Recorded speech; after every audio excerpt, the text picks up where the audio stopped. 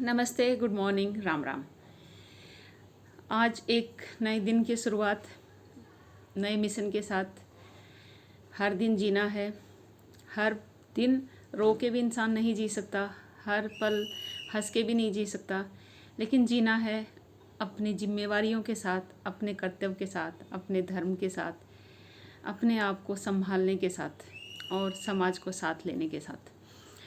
तो आज मैं आपसे जो टॉपिक लेके आई हूँ वो बहुत ही मेरे लिए इम्पोर्टेंट है कि मैं अपनी बेटी की हक की जो लड़ाई लड़ रही हूँ, मुझे काफ़ी अच्छा सपोर्ट मिल रहा है सोशल मीडिया पे आके। और जब मैंने स्टार्ट की थी जर्नी तब मुझे लगा था कि मैं अकेली हूँ, लेकिन अभी मुझे कहने में बहुत गर्व होता है कि बहुत लोग मेरे साथ कनेक्टेड हुए, बहुत अच्छे लोग हैं जो मतलब मेरा साथ दे रहे हैं, आगे आ रहे हैं। तहे दिल से मैं उनकी बहुत आभारी रहूँगी। लेकिन जब हम स्टार्ट करते हैं तो हमेशा अकेले ही रहते हैं, तो इसीलिए कहते हैं ना कि ये मत सोचिए कभी कि आप अकेले हैं, ये सोचिए हमेशा कि आप अकेले ही काफ़ी हैं। तो आज जो किरदार है यहाँ पे जो बहुत इम्पोर्टेंट है मेरी लाइफ को स्पॉइल करने के लिए, मेरी बेटी को मतलब यहाँ तक पहुँचाने के लिए, जो वो एक प्यार, ममता, घर परिवार से दूर रही, तो बहुत रोल है इस इंसान का, बहुत अहम है। तो ये है इनके मामा जी, जिनका नाम सत्यवान है। मैंने सुना था, एक मामा कंस सुना था, एक महाभारत का सुकनी मामा भी सुना था, और पहली बार मैं ऐसा एक्सपीरियंस कर रही हूँ, क्योंकि हमारे तो मामा बहुत अच्छे हैं, कभी ऐसे हमने हाथ से देखे नहीं हमारे परिवार में। लेकिन कोई बात नहीं, हो जाता है कभी कभी, अच्छे बुरे लोग सबको ही लेके चलना है ब्रह्मांड में, तो सब लोग मिलेंगे हमें अच्छे बुरे, तो कोई प्रॉब्लम नहीं है। तो ये जो इंसान है, इसके मामा, इनका नाम सत्यवान है। इनके एक्चुअल में दो मामा हैं। बड़े वाले मामा का उसकी बच्चों का कोई रोल नहीं है, वो बहुत अच्छे हैं, हमेशा उन्होंने बहुत रिस्पेक्ट से बात की मेरे साथ, मेरे परिवार के साथ। उनकी जो वाइफ है मामी जी, वो भी बहुत अच्छी है, मुझे कोई इशू नहीं है उनके साथ, कभी वो इस मैटर में इन्वॉल्व नहीं हुए, ना उन्होंने हमें कभी कुछ भरा बोला कभी नहीं बोला। वो हमेशा अच्छी बात करते थे हमारे साथ। जब मैं वहाँ पे थी और आने के बाद भी मेरे पापा ने एक दो बार कॉल किया तो उन्होंने अच्छा रिस्पॉन्स दिया हमें। ठीक है, उनको ये पता होगा, ये हमें बताया नहीं, या उनको नहीं पता होगा, मैं नहीं बोल सकती क्या है इनका इंटरनल मैटर। लेकिन जो ये छोटे वाले मामा हैं इनके, सत्यवान, इनकी वाइफ और इनकी बेटी, स्टार्टिंग से जब रिश्ता हुआ तो ये लोग आए थे देखने के लिए। तो उस टाइम पे भी इनको बोलना चाहिए कि भाई आपकी बेटी है, आप उनको लेके जाओ, मेरी बेटी को क्यों लेके जा रहे हो। तो कहीं ना कहीं मैटर में ना बहुत ज़्यादा इन्वॉल्वमेंट थी। और ये इंसान क्या है कि 7-8 क्लास पढ़ा हुआ है, और जो इसकी फैमिली बैकग्राउंड है वो हमें बाद में पता चली कि ये कोई ईएसआई हॉस्पिटल में क्लास 4 ग्रेड का एम्प्लॉई है, जो कि पहले इन्होंने हमें कुछ अलग स्टोरी बताई थी। तो अब रिश्ता करते हुए एक बाप हमेशा सबके सर्टिफिकेट तो नहीं चेक कर सकता, जो बोलेंगे हम उसी पे यकीन कर लेंगे, और वैसा ही हमने किया। एक शायद बूढ़े बाप की नज़रें बहुत धोखा खा गई, एक फ़ौजी जो देश की सेवा करते करते उसको विश्वास करने की आदत सी है लोगों के ऊपर, तो शायद वो कमी थी, या चीज़ें ठीक से इंक्वायर नहीं हुई। तो मैं अपने बाप को भी या पापा को भी इस बात के लिए दोष नहीं दे सकती बिल्कुल भी, क्योंकि हर माता पिता अपनी औलाद के लिए अच्छा ही करते हैं।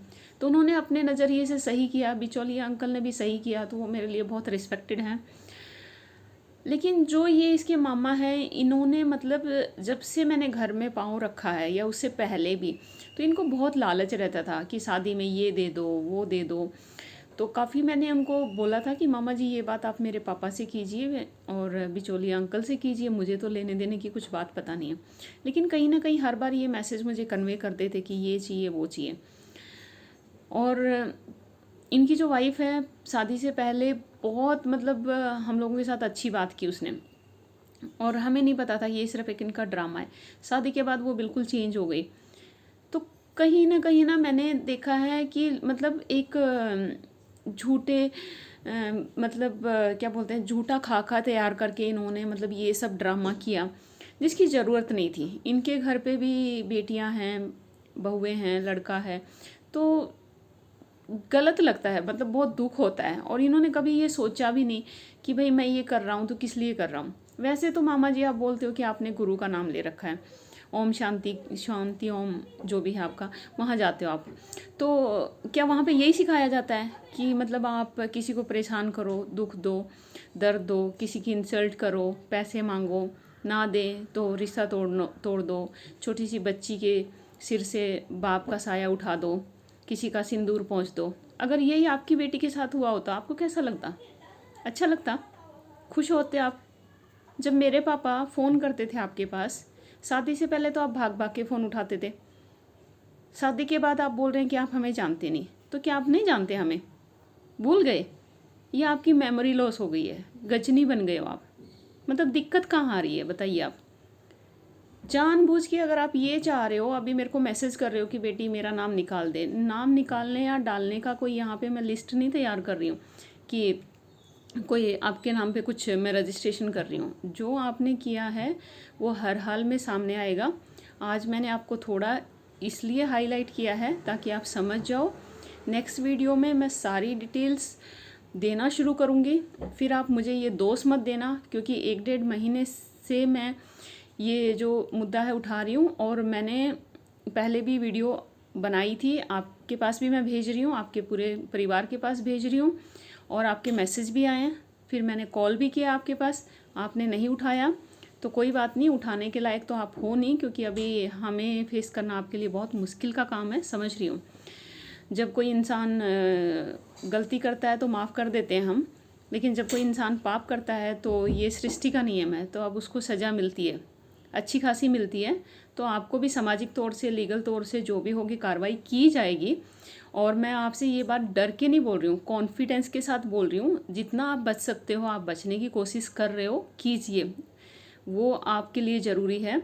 लेकिन मेरे लिए आपको बाहर लाना सामाजिक तौर से और लीगली तौर से बहुत ज़रूरी है, क्योंकि एक माँ के लिए बेटी से ऊपर कुछ नहीं है, एक पत्नी के लिए सुहाग से ऊपर कुछ नहीं है। तो मैंने काफ़ी आप लोगों की रिस्पेक्ट की। अब आप ये भी मत उम्मीद रखिए कि मैं आपसे कोई रिस्पेक्ट करूँगी, लेकिन मैं इतना भी नीचे नहीं गिरूँगी कि मैं आपको डिसरिस्पेक्ट करूँगी। जो चीज़ें सही हैं मैं सही बोलूँगी, जो गलत हैं मैं वो गलत बोलूँगी।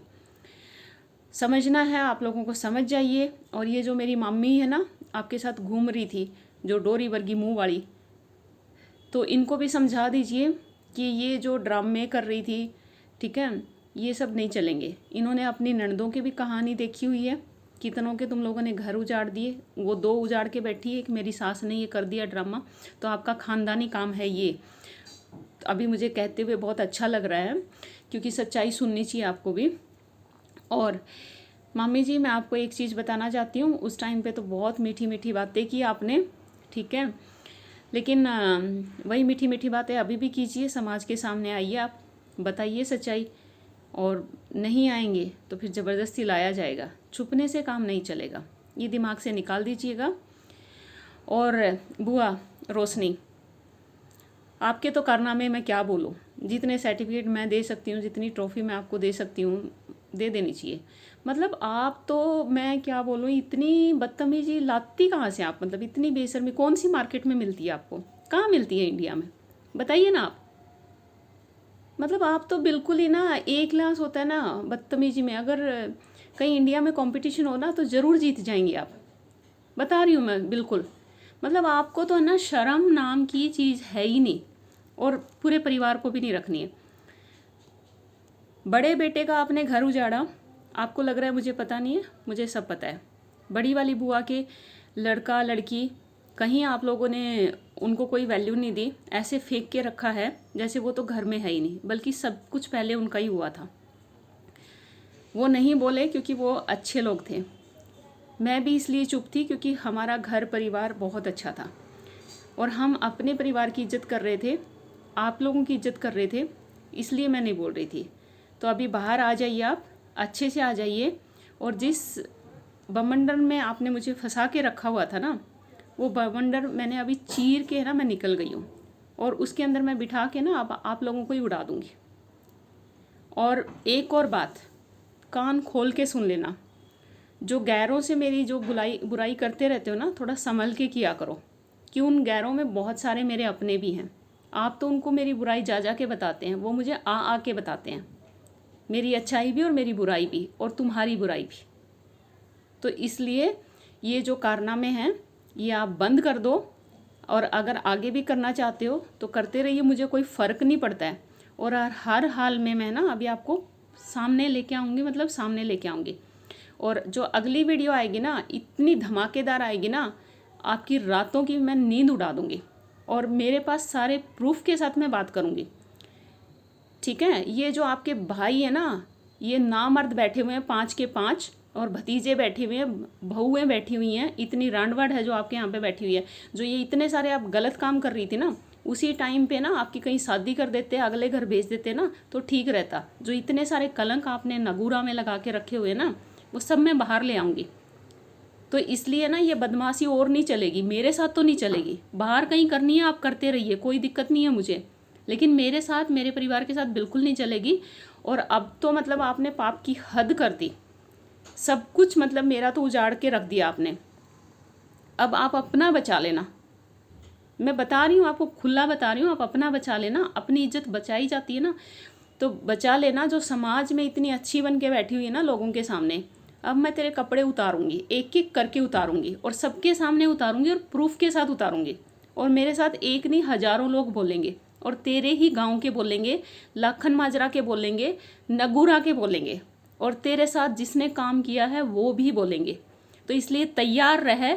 और अगली जो वीडियो आएगी ना, उससे मैं तेरे को दिखाती हूँ कि तेरी औकात कितनी है और मेरी कितनी है।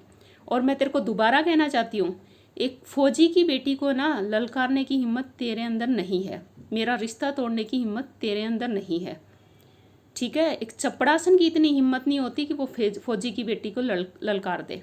समझ में आया तेरे को बात? आ रही है तो ठीक है, नहीं तो मुझे तेरे को महात्मा बुद्ध नहीं बनाना है। अब जो मेरा हिसाब किताब है ना, वो मुझे ले लेना है। तो ध्यान रहे, और अगली वीडियो ध्यान से सुनना। घर आके तेरे को लोग दिखाएंगे, और सुन लेना। और ओए मोदू कटी नासा वाला, तेरे को तो ना भगवान ने वैसे सुरपन खां की तरह पैदा किया है तेरी माँ ने, क्योंकि पता था नीचे भी जाके नाक कटवाएगा ही कटवाएगा, और वो तो कटवा दी। और हमारी नाक है ना ऐसे नहीं कटती, हमारी तो बिल्कुल ऐसे सुबह की तरह खड़ी रहती है। तोते की चोंच देखी है, वैसे रहती है हमारी नाक, बिल्कुल बिल्कुल हथौड़े की तरह। तुम्हारी तरह नहीं है कि वहाँ से भी कटवा के आ गए।